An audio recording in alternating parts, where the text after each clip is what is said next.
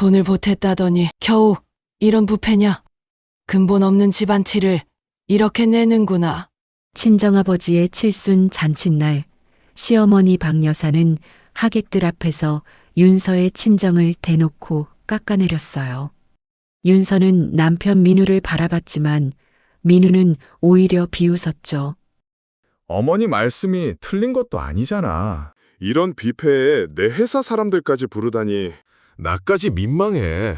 15년 동안 시댁 행사마다 뛰어다닌 윤서는 그 자리에서 차갑게 말합니다. 오늘부로 저 시댁 행사 매니저 역할 그만둘게요. 하지만 민우와 박 여사는 몰랐어요. 1시간 뒤 진호 앞에서 식장 분위기가 완전히 뒤집힐 거라는 거를요. 민우는 그 자리에서 처음으로 알게 됩니다. 자신이 누구를 짓밟았는지, 그리고 박 여사는 들고 있던 숟가락조차 놓쳐버리게 되죠.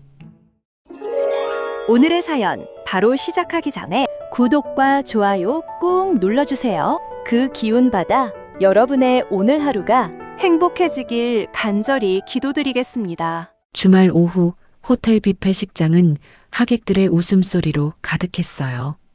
45살 윤서는 칠순을 맞은 친정아버지 진호의 한복 매무새를 정성스럽게 만져주고 있었죠. 이번 잔치는 윤서가 모아둔 돈까지 보태 준비한 자리였어요. 평생 가족을 위해 일한 아버지께 제대로 된 칠순상을 차려드리고 싶었거든요. 진호는 평생 시내버스를 몰며 가족을 먹여 살린 사람이었어요. 화려한 식장이 낯설었는지 괜히 양복 소매만 만지작거렸죠. 식장 입구에서 구두굽 소리가 또각또각 울렸어요. 72세 시어머니 박 여사가 가죽 가방을 툭 내려놓고 들어왔습니다. 박 여사는 음식을 위아래로 훑어보더니 하객들이 다 들리도록 목소리를 높였어요. 아니, 윤서, 내가 돈도 보탰다면서 겨우 이런 데를 잡은 거냐? 명색이 칠순 잔치인데 참 볼품없구나. 윤서의 얼굴이 굳었어요. 박 여사는 멈추지 않았죠. 근본 없는 집안은 돈을 써도 티가 난다더니 딱 그 꼴이구나. 우리 집안에 부장 사위를 둔 집치고는 너무 허술해. 이게 잔치냐, 동네 모임이냐? 친정 친지들의 얼굴이 붉어졌습니다. 윤서는 주먹을 꽉 쥐고 남편 민우를 바라봤어요. 제발 한마디만 해주길 바랐죠. 하지만 민우는 물컵을 탁 내려놓고 오히려 박 여사 편을 들었습니다. 당신도 참 답답하다. 어머니 말씀이 틀린 건 아니잖아. 내 회사 직원들도 몇 명 온다니까.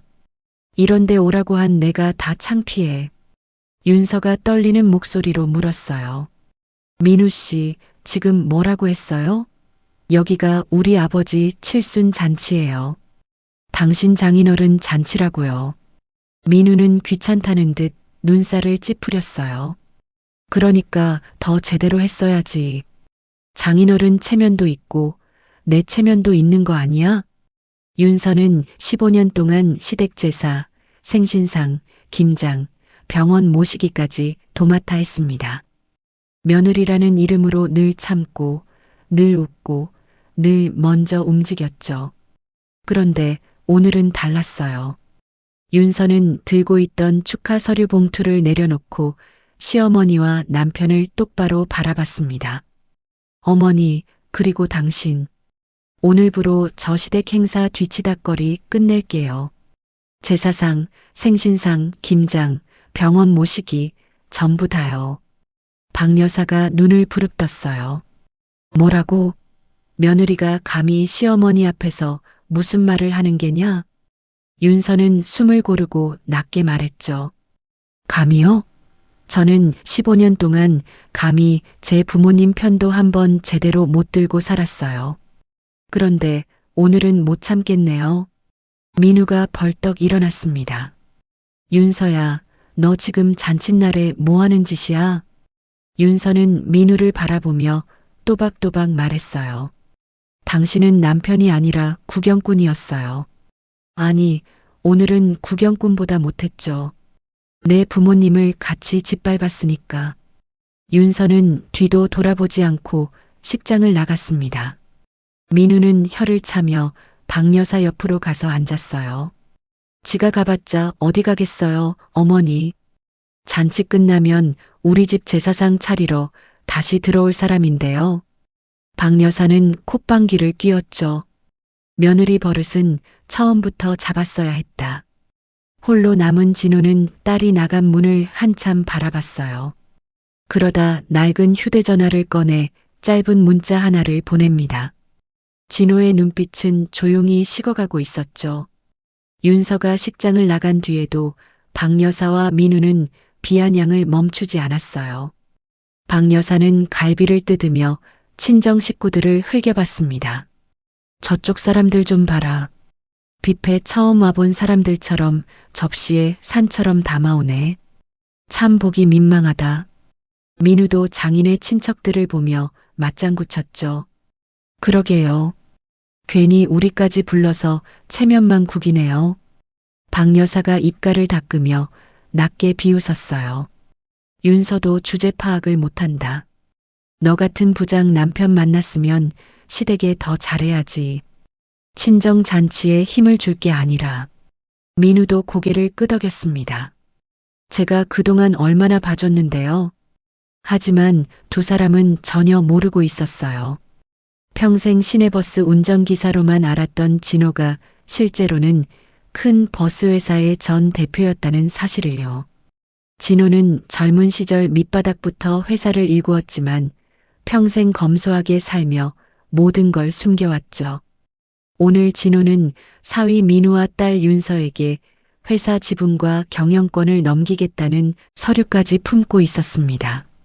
하지만 문틈 사이로 흘러나오는 민우와 박 여사의 말을 듣고 말았어요. 내 딸을 평생 부려먹을 사람으로 여기고 자신을 버스기사 나부랭이라고 깎아내리는 목소리를요. 진호는 손에 쥔 서류를 한참 바라봤어요. 그리고 천천히 찢어버렸죠. 바스락거리는 소리가 조용한 복도에 차갑게 울렸어요. 진호는 식장 밖에서 울고 있는 윤서의 전화를 받았습니다. 아버지, 죄송해요. 오늘 같은 날 제가 참고 넘겼어야 했는데 더는 못 있겠더라고요. 진호가 눈시울을 붉히며 말했어요. 윤서야, 내가 왜 죄송하냐? 오늘 잘했다. 정말 잘했다. 더는 저 사람들한테 고개 숙이고 살지 마라. 윤서가 울음을 삼키며 말했죠. 아버지, 저는 괜찮은데. 아버지가 너무 속상하실까 봐요. 진호는 단호하게 대답했어요. 아버지는 괜찮다. 오늘 내가 똑똑히 봤다. 내가 어떤 집에서 어떻게 버티고 살았는지 이제야 알았다. 이제부터는 아버지가 가만히 안 둔다. 전화를 끄는 진호는 식장 중앙으로 걸어갔어요. 곧이어 버스 유니폼을 입은 오랜 동료들이 화환을 들고 들어왔습니다. 박 여사는 또 비웃었죠. 아이고, 수준에 딱 맞는 하객들이 오셨네. 버스기사 잔치에는 버스기사들이 오는 법이지. 민우도 피식 웃었어요. 장인어른도 참 대단하시네. 이런 사람들까지 부르셨네. 호텔 정문 앞에서 묵직한 차량 소리가 들린 건 바로 그 뒤였습니다. 윤서가 식장을 박차고 나간 지 1시간쯤 지났을 때였어요. 호텔 입구에 검은 세단 몇 대가 멈춰 섰습니다. 민우는 처음엔 대수롭지 않게 봤죠. 그런데 차에서 내리는 사람 얼굴을 보자 손에 들고 있던 컵을 내려놓지도 못했어요. 민우가 낮게 중얼거렸습니다. 저 사람이 왜 여기에? 박 여사가 민우의 팔을 잡았어요. 누군데 그러냐? 내가 아는 사람이냐? 민우의 얼굴이 하얗게 질렸습니다. 어머니, 우리 회사에서도 함부로 못 대하는 분이에요. 사람들이 식장 안으로 들어왔어요. 그리고 곧장 진호 앞으로 다가갔습니다. 낡은 정장을 입고 조용히 앉아있던 진호 앞에서 사람들은 일제히 허리를 숙였죠. 회장님, 칠순 진심으로 축하드립니다. 식장 안이 조용해졌어요. 박 여사는 숟가락을 든 채 그대로 굳었습니다. 민우는 자리에서 일어나지도 못했죠. 회장님이라니. 장인어른이 회장님이라고? 박 여사가 억지로 웃었어요. 아니겠지. 무슨 소리냐? 사돈이 무슨 회장이야. 민우 회사의 총괄 사장이 진호 앞으로 다가왔습니다. 그리고 허리를 깊이 숙였어요. 회장님, 그동안 자주 찾아뵙지 못해 죄송합니다. 민우의 입술이 바짝 말랐습니다. 자기가 회사에서 그렇게 잘 보이려고 애쓰던 사람이 장인 앞에서 고개를 숙이고 있었거든요. 박 여사는 들고 있던 숟가락을 떨어뜨렸어요. 쨍그랑 소리가 식장 안에 울렸습니다. 윤서가 다시 식장 안으로 들어왔어요. 조금 전 울며 뛰쳐나갔던 윤서가 아니었습니다. 윤서는 차분한 얼굴로 아버지 옆에 섰죠. 그리고 박 여사와 민우를 바라보며 말했어요. 왜 그렇게 놀라세요? 방금 전까지는 우리 아버지 버스기사라고 그렇게 우습게 보셨잖아요. 민우가 더듬거렸습니다. 윤서야, 이게 어떻게 된 거야? 장인어른이 대체. 윤서는 민우의 말을 끊었어요. 당신이 알 필요 없다고 생각했어요. 사람을 사람으로 안 보고 배경으로만 보니까요. 박 여사가 억지로 웃으며 말했죠. 얘야, 윤서야. 내가 몰라서 그랬다. 사돈어른이 이렇게 대단한 분인 줄 알았으면 내가 왜 그런 말을 했겠니? 윤서는 차갑게 대답했습니다. 어머니는 지금도 잘못을 모르시네요. 우리 아버지가 회장이라서 사과하는 거잖아요. 버스기사였으면 끝까지 비웃으셨을 거고요. 윤서는 민우와 박 여사 앞에 섰어요. 그리고 서류 가방에서 이혼 서류를 꺼내 민우 앞에 내려놓았습니다. 민우는 믿을 수 없다는 얼굴로 윤서의 팔을 붙잡았죠. 윤서야, 잠깐만. 장인어른이 버스회사 회장이었다고? 그런데 왜 나한테 말을 안 했어? 내가 내 남편이잖아. 윤서는 민우의 손을 차갑게 뿌리쳤습니다. 남편요? 민우 씨가 언제 제 남편이었어요? 제가 시댁에서 욕먹을 때, 친정 부모님이 모욕당할 때, 당신은 늘 어머니 편이었잖아요. 민우가 당황해서 말을 더듬었어요. 그건 내가 몰랐으니까. 내 친정이 이런 집안인 줄 알았으면 내가 그렇게까지는 안 했지. 윤서가 민우를 똑바로 바라봤습니다. 바로 그 말이 답이에요. 우리 아버지가 회장이면 함부로 못하고 버스기사면 짓밟아도 된다는 뜻이잖아요. 박 여사가 억지 웃음을 지었어요. 윤서야, 내가 말이 좀 심했나 보다. 가족끼리 그런 말 한마디 가지고 이러는 거 아니다. 윤서는 낮게 말했죠. 가족은 그렇게 말하지 않아요. 가족이면 남의 부모님을 사람들 앞에서 깎아내리지 않죠. 박 여사가 입술을 떨었습니다. 내가 나이가 있어서 말이 험하게 나간 거다. 내가 며느리면 한 번은 넘어가야지. 윤서는 고개를 저었어요. 15년 동안 넘어갔어요. 너무 많이 넘어가서 제가 저를 잃어버렸죠. 그런데 오늘은 안 넘어갑니다. 진호는 수행원들에게 조용히 손짓했어요. 그리고 민우를 향해 말했습니다. 민우 씨, 내가 오늘까지는 자네를 사위로 봤네. 그런데 이제는 내 딸을 괴롭힌 사람으로 보겠네.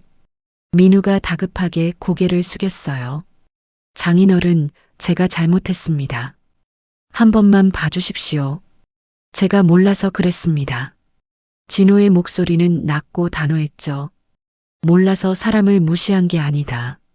자네는 약해 보이는 사람을 골라 무시한 거야. 진호는 변호인단에게 지시했어요. 내 딸이 15년 동안 당한 일, 남편의 방관, 시댁의 부당한 요구까지 전부 정리하게. 시댁 식구들은 식장 밖으로 밀려났습니다. 민우는 그제야 정신이 번쩍 든 얼굴로 윤서를 불렀어요. 윤서야, 잠깐만. 나랑 얘기 좀 해. 내가 몰라서 그랬잖아. 윤서는 걸음을 멈추지 않았습니다. 박 여사는 가방끈을 꽉 쥐고 서 있었죠. 조금 전까지 하객들 앞에서 큰 소리치던 얼굴은 온데간데 없었어요. 진호는 그런 두 사람을 바라보다가 낮게 말했습니다. 사람을 돈으로만 보면 결국 사람도 돈도 다 잃는 법이네. 윤서는 아버지와 함께 법률 대리인의 사무실로 향했어요. 차 안에서 윤서는 민우의 번호를 차단했습니다. 그리고 조용히 말했죠. 이제 제 인생에서 저 사람들 지우겠습니다. 이혼 소송이 시작된 지 일주일 뒤였어요. 윤서는 보조교사 일을 그만두고 아버지 진호의 뒤를 이어 버스회사의 상무이사로 경영 일선에 섰습니다. 민우는 윤서와 연락이 완전히 끊기자 초조한 마음으로 회사에 출근했어요. 하지만 진호의 회사에서 보낸 법적 문서 때문에 민우의 회사 생활은 흔들리기 시작했죠. 민우가 회사에서 버티고 있던 자리도 흔들리기 시작했어요. 그가 무시한 장인이 회사가 가장 붙잡아야 할 계약 상대였거든요. 감사팀장은 민우를 회의실로 불렀습니다. 책상 위에는 칠순잔치에서 나온 말들이 정리된 자료가 놓여 있었죠. 감사팀장이 차갑게 물었어요.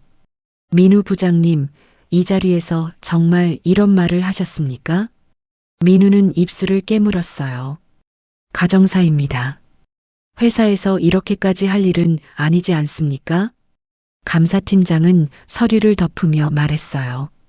계약 상대 회사 대표와 그 가족을 공개적으로 모욕했습니다. 이게 어떻게 단순한 가정사입니까? 민우의 얼굴이 굳었어요. 제가 해결하겠습니다. 윤서와 다시 얘기하면 됩니다. 임원 한 사람이 낮게 말했죠. 이미 늦었습니다. 상대 측은 민우 부장님이 관여하는 어떤 협의도 받지 않겠다고 했습니다. 민우는 그제야 의자 등받이에 털썩 기대앉았어요. 민우의 얼굴에서 자신감이 사라졌어요. 그날 오후 민우는 대기 발령 통보를 받았습니다. 동료들은 민우와 눈도 마주치지 않았어요. 복도에서 민우가 김 과장을 붙잡았습니다. 김 과장, 나 잠깐만 도와줘. 위에 말 좀 전해줘. 김 과장은 손을 빼며 말했죠. 부장님 죄송합니다. 저도 엮이고 싶지 않습니다. 박 여사는 윤서의 아파트로 찾아갔어요. 정문 앞에서 벨을 누르며 악을 썼습니다. 윤서야, 문 열어라. 내가 아무리 잘나도 며느리는 며느리다. 시어머니가 왔는데 문 좀 박대하는 법이 어디 있냐? 경비원이 정중히 막아섰죠. 입주민 요청으로 출입이 제한됐습니다. 돌아가셔야 합니다. 박 여사는 얼굴이 벌개져 소리쳤어요. 내 며느리 집에 내가 못 들어간다고? 세상에 이런 법이 어디 있어? 하지만 윤서는 이미 단지 접근 차단을 요청해 둔 상태였습니다. 윤서는 준비한 소송 자료로 민우에게 책임을 묻기 시작했어요. 시댁이 떠넘긴 비용도 하나씩 정리했죠.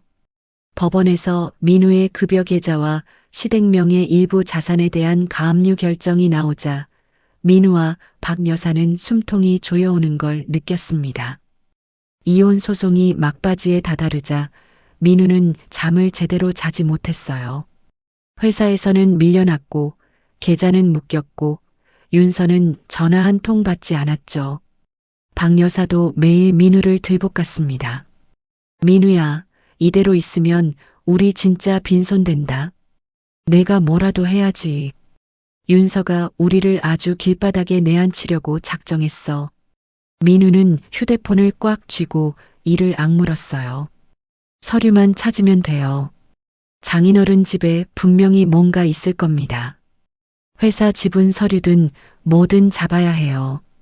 박 여사가 불안한 얼굴로 물었습니다. 그걸 우리가 어떻게 찾냐? 남의 집에 들어갈 수도 없고.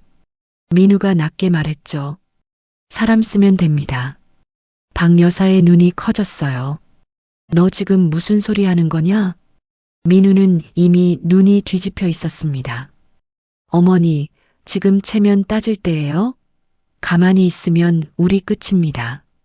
결국 두 사람은 심부름센터 사람을 불렀어요. 진호와 윤서가 법원 조정 때문에 집을 비우는 시간도 알려줬죠. 민우는 전화기 너머로 낮게 지시했습니다. 서재부터 보세요. 금고나 서류 가방 있으면 사진 찍고 가져오면 됩니다. 돈은 더 드릴게요. 박 여사는 옆에서 조급하게 끼어들었어요. 꼭 찾아야 돼요. 우리 아들 인생이 걸렸어요. 그날 오후 낯선 남자들이 진호의 집 담장을 넘었어요. 박 여사는 골목에 세운 차 안에서 휴대전화를 움켜쥐고 있었습니다. 찾았어? 서류 있어? 금고부터 봐야지. 민우도 사무실에서 전화를 붙잡고 낮게 말했죠.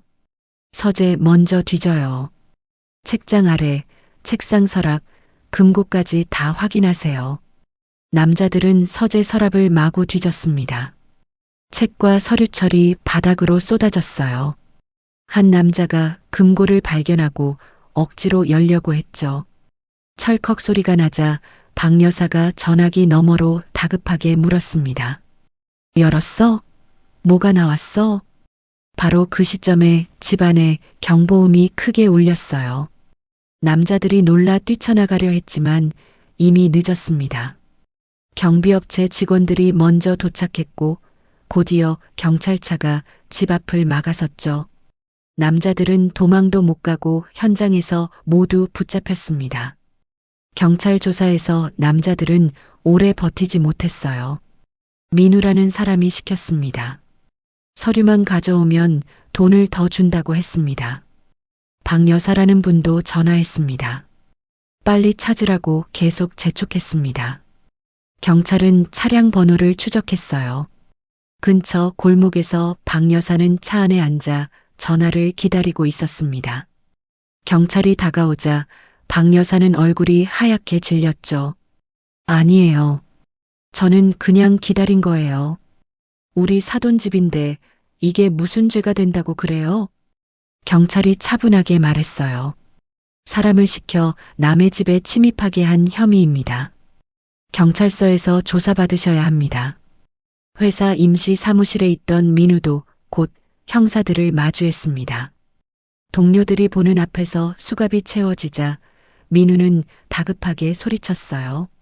잠깐만요. 훔치라고 한 게 아닙니다. 확인만 하라고 했어요. 가족 일입니다. 형사가 낮게 말했죠. 가족 일이라고 남의 집에 사람을 들여보낼 수는 없습니다. 민우의 얼굴에서 핏기가 빠져나갔어요. 이건 더 이상 부부싸움도 시댁 갈등도 아니었습니다. 빠져나가기 어려운 형사사건이 된 거죠. 경찰에 연락을 받은 윤서와 진호는 관할 경찰서로 향했어요. 취조실 앞에서 윤서는 민우와 박 여사를 마주했습니다. 두 사람의 얼굴에는 조금 전까지의 오만함이 남아있지 않았죠. 민우는 윤서를 보자마자 매달렸어요. 윤서야, 나 좀 살려줘. 내가 미쳤었나 봐. 정말 판단을 잘못했어. 윤서는 차갑게 바라봤습니다. 판단을 잘못한 게 아니라 당신은 끝까지 남의 걸 빼앗으려 한 거예요. 박 여사는 눈물을 흘리며 몸을 숙였어요. 얘야, 내가 잘못했다. 내가 입이 방정이었다. 내 아버지한테도 무릎 꿇고 사과할 테니 우리 민우만은 살려다오. 윤서가 낮게 물었죠.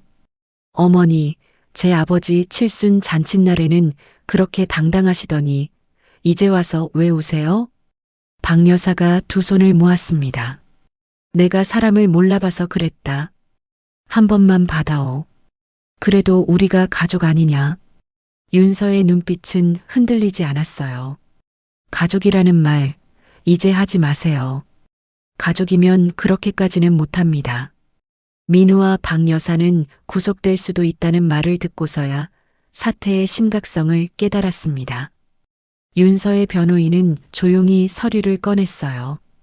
피해자 측에서 선처 탄원서를 제출하면 참작될 수는 있습니다. 다만 조건이 있습니다. 민우가 급하게 물었죠. 무슨 조건이든 하겠습니다. 제발 감옥만은 안 가게 해주세요. 윤서와 진호는 민우 앞에 서류를 내밀었습니다. 이혼 소송에서 모든 재산 분할 청구를 포기하고 위자료를 단 한 푼도 요구하지 않겠다는 내용이었죠. 민우가 손을 떨었어요. 이걸 다 포기하라고요? 그러면 저는 뭐가 남습니까? 윤서가 조용히 말했습니다. 당신이 15년 동안 저한테 남긴 것도 없었어요. 이제 당신 몫은 당신이 감당하세요. 박 여사가 민우의 팔을 붙잡았죠. 민우야, 도장 찍어라. 감옥 가는 것보다 낫다. 우리 일단 살아야지. 민우는 도장을 들고도 한참을 찍지 못했어요. 손끝이 덜덜 떨렸죠. 이걸 찍으면 정말 아무것도 안 남는 거잖아. 윤서는 조용히 대답했어요. 당신이 선택한 일이에요. 박 여사가 울먹이며 민우의 팔을 잡았습니다. 민우야, 찍어라. 감옥 가는 것보다 낫다. 우리 일단 살아야지. 민우는 이를 악물고 도장을 눌렀습니다. 박 여사도 떨리는 손으로 서명했죠. 며칠 뒤 대기업은 민우를 해고했습니다. 몇 주 뒤 열린 형사재판에서 법원은 민우와 박 여사의 죄가 가볍지 않다고 봤어요. 다만 피해자인 윤서와 진호가 선처를 바란 점이 참작됐습니다. 결국 두 사람은 실형 대신 집행유예를 선고받았어요. 수백 시간의 사회봉사 명령도 받았죠. 구속은 피했지만 직장과 재산, 체면까지 모두 잃었습니다. 윤서는 단 한 푼의 손해도 없이 15년 동안 자신을 묶고 있던 사슬을 끊어냈습니다. 모든 절차가 마무리된 몇 달 뒤였어요. 윤서는 버스회사의 상무이사로 능력을 인정받으며 회사를 안정적으로 이끌고 있었습니다.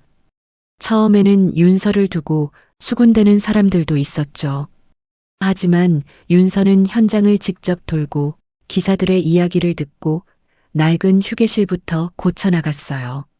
직원들은 조금씩 윤서를 믿기 시작했습니다. 한 오래된 기사님이 윤서에게 말했어요.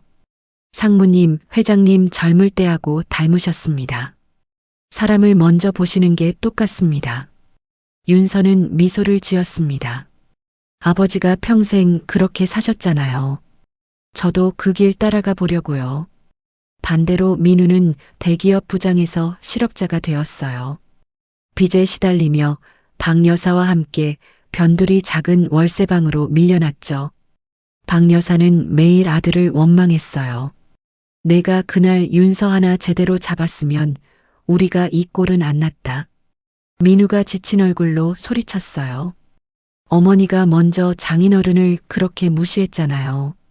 왜 이제 와서 다 제 탓입니까? 두 사람에게 남은 건 원망뿐이었죠. 민우와 박 여사는 지정된 장소에서 사회봉사를 해야 했어요. 박 여사는 주황색 조끼를 입고 길거리 쓰레기를 주웠어요. 과거 박 여사가 무시했던 동네 주민들은 멀리서 차가운 눈빛으로 그 모습을 지켜봤죠. 누군가 작게 말했어요. 사람 무시하더니 결국 저렇게 됐네. 박 여사는 고개를 들지 못했습니다. 윤서는 주말을 맞아 친정아버지 진호와 교회의 조용한 식당을 찾았어요. 두 사람은 따뜻한 밥 한 끼를 앞에 두고 오래간만에 편하게 웃었습니다. 진호는 윤서의 손을 잡았어요. 윤서야, 참 오래 버텼다. 아버지가 더 일찍 알았어야 했는데 미안하다. 윤서는 고개를 저었습니다. 아버지 잘못 아니에요. 저도 이제는 제 삶을 살 거예요. 더는 누구 눈치 보면서 살지 않을 거예요. 진호는 딸의 얼굴을 바라봤죠. 그래. 이제는 내가 내 편이 되어라. 아버지도 늘 내 편이다. 윤서는 아버지의 정직한 삶을 이어가고 싶었습니다.